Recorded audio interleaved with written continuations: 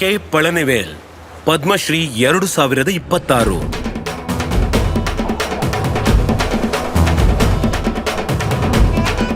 ಈ ಪ್ರಯಾಣವು ಪುದುಚೇರಿ ನಗರದಿಂದ 10 ಕಿಲೋಮೀಟರ್ ದೂರದಲ್ಲಿರುವ ಪೂರ್ಣಕೊಪ್ಪಂ ಗ್ರಾಮದಲ್ಲಿ ಪ್ರಾರಂಭವಾಯಿತು.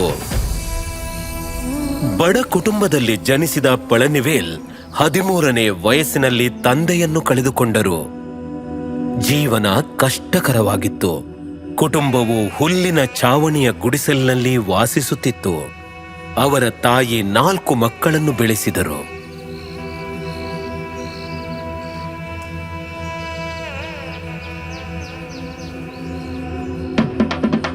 ಸ್ಥಳೀಯ ಕಾರ್ಯಕ್ರಮಗಳ ಸಮಯದಲ್ಲಿ ಅವರು ತಮಿಳುನಾಡಿನ ಪ್ರಾಚೀನ ಸಮರಕಲೆ ಸಿಲಂಬಂಗೆ ಆಕರ್ಷಿತರಾಗಿ ನಂತರ ಅದರಲ್ಲಿ ತನ್ನನ್ನು ಪೂರ್ತಿ ತೊಡಗಿಸಿಕೊಂಡರು. ಆ ದಿನಗಳಲ್ಲಿ ಗುರುಗಳು ಒಮ್ಮೆ ಬೋಧನೆ ಮಾಡುತ್ತಿದ್ದರು ಮತ್ತು ಅದನ್ನು ಪರಿಪೂರ್ಣವಾಗಿ ಅಭ್ಯಾಸ ಮಾಡಬೇಕಾಗಿತ್ತು. ಆದ್ದರಿಂದ ಬಿಸಿಲಿನಲ್ಲಿ ನೆರಳು ಅಭ್ಯಾಸ ಮಾಡುತ್ತಿದ್ದರು. ಅದು ಅವರ ಚಲನೆಗಳನ್ನು ಉತ್ತಮಗೊಳಿಸಲು ಸಹಾಯ ಮಾಡಿತು. ಪಳನಿವೇಲ್ ತನ್ನ 7ನೇ ತರಗತಿಯ ನಂತರ ಶಾಲೆ ಬಿಟ್ಟು ಬಸ್ ಕ್ಲೀನರ್ ಕೆಲಸ ಶುರು ಮಾಡಿದರು. ಆ ದಿನಗಳಲ್ಲಿ ಬಸ್ ಸ್ವಚ್ಛಗೊಳಿಸಲು ಕೇವಲ 3 ರೂಪಾಯಿ ಸಂಬಳ ಸಿಗ್ತಿತ್ತು. ಆದ್ರೆ ನನ್ನ ಕುಟುಂಬ ನಿಭಾಯಿಸಲು ಪ್ರತಿದಿನ 10 ರೂಪಾಯಿ ಬೇಕಾಗ್ತಿತ್ತು. ಆ ಕಷ್ಟದ ಸಮಯದಲ್ಲಿ ಒಂದೇ ಒಂದು ಬೋಂಡ ಖರೀದಿಸುವುದು ಕೂಡ ಊಹಿಸಿಕೊಳ್ಳುವುದು ಕಷ್ಟವಾಗಿತ್ತು. ಸಮಯ ಕಠಿಣವಾಗಿದ್ವು. ಶೀಘ್ರದಲ್ಲೇ ಪಳನಿವೇಲ್ ಬಸ್ ಚಾಲಕರಾದರು. ಆದರೆ ಉದ್ದಕ್ಕೂ ಅವರು ಸಿಲಂಬಂ ಮೇಲಿನ ಉತ್ಸಾಹ ಕಳೆದುಕೊಳ್ಳಲಿಲ್ಲ. ಅವರು ಪ್ರತಿಯೊಂದು ಅವಕಾಶದಲ್ಲೂ ಅಭ್ಯಾಸ ಮಾಡುತ್ತಲೇ ಇದ್ದರು. ಕಲೆಯ ಬಗ್ಗೆ ನನಗಿದ್ದ ಆಳವಾದ ಉತ್ಸಾಹದಿಂದಾಗಿ ಕೆಲಸ ಮಾಡುವಾಗಲೂ ಬಿಡುವಿನ ವೇಳೆಯಲ್ಲಿ ಅಭ್ಯಾಸ ಮಾಡುತ್ತಿದ್ದೆ. ಸಿಲಂಬಂ ಕೋಲ್ ಎತ್ಕೊಂಡು ತರಬೇತಿ ಪಡೆಯುತ್ತಿದ್ದೆ.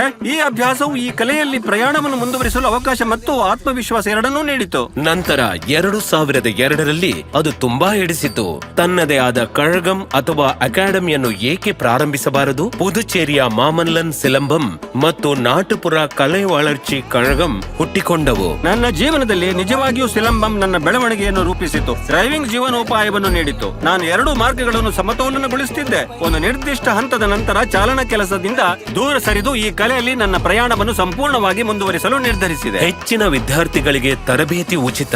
ಪಳನಿವೇಲ್ ಸಿಲಂಬಂನ ಮೇಲಿನ ಪ್ರೀತಿಗಾಗಿ ಇದನ್ನು ಮಾಡುತ್ತಾರೆ ಮತ್ತು ಅವರು ಕಲೆಯ ಆನಂದವನ್ನು ಸಾಧ್ಯವಾದಷ್ಟು ಜನರು ಆನಂದಿಸಬೇಕೆಂದು ಬಯಸುತ್ತಾರೆ. ಅವರು ದೇಶಾದ್ಯಂತ ಮತ್ತು ಕೆಲವೊಮ್ಮೆ ದುಬೈ ಮತ್ತು ಪ್ಯಾರಿಸ್ನಂತಹ ಸ್ಥಳಗಳಲ್ಲಿ ವೇದಿಕೆ ಪ್ರದರ್ಶನಗಳಿಂದ ಹಣ ಗಳಿಸುತ್ತಾರೆ. ಚಿಕ್ಕ ವಯಸ್ಸಿನಲ್ಲಿ ನಾನು ಅಭ್ಯಾಸ ಮಾಡಿದ ಕೋಲನ್ನು ಸಂರಕ್ಷಿಸಿದ್ದೇನೆ.